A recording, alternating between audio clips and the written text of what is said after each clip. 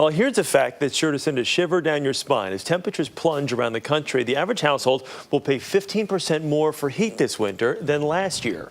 Here to show us how to make our homes a little bit more energy efficient is Jason Cochran of walletpop.com. Jason, good to see you this morning. How are you? It's probably the bane of my existence when I walk into my apartment each day. There's so much air that just...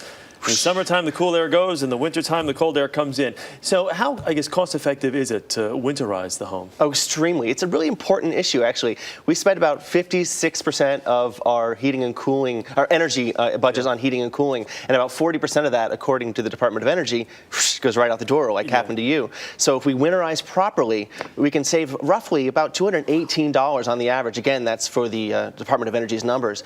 And you should do it yourself, though, because if you pay someone $1,500, takes about 10 years to pay back. Do it yourself can be as little as $350. You can pay that back in about 2 years. And not the most labor-intensive process. No, not really. There are some certain things we could do, which we'll talk about. Let's talk about home heating oil, because we want to go through a couple of different steps with people where they can save some money. And home heating oil is one you say people can address. Yeah, like you said, prices are way up. About $3.30 a gallon a year ago. Now it's going to be about $3.90.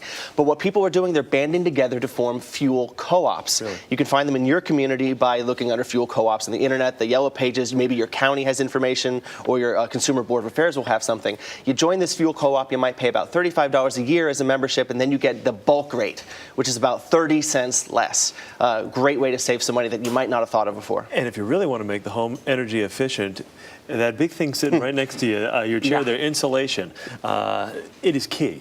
Because we lose about 30% of our heating bills right out the drafty areas of our house. You know, we're talking the windows, the attic, which is where this would go off, and it's a fiberglass roll. I like the cellulose stuff because it sprays and it's easier to find the nooks and the crannies. This is about $15 a roll. Cellulose costs about the same, but sometimes the installation can be more tricky. But you can really save a lot of money if you put this where your air is drafting out, especially on the in the rafters of your attic and underneath the floors if you have a basement. Very important. Got it. And this is the one thing, like I mentioned to you about my apartment here in the city, the draft, when you walk by any of the windows, and again, I can only imagine. Yeah, you can have someone actually check out your place to see. It's called an audit. You know, where you're losing air. What I like to do, it's free. You get a stick of incense, you close up everything in your house, you light it, and you look where the air goes. That's how you find out where the drafts are. And then it costs very little to get weatherizing strips or like a kind of a plastic wrap that goes over your window. What you want to do is you want to create sort of a dead space between the outside pane that faces the outdoors and the pane on the inside. A lot of us have single panes.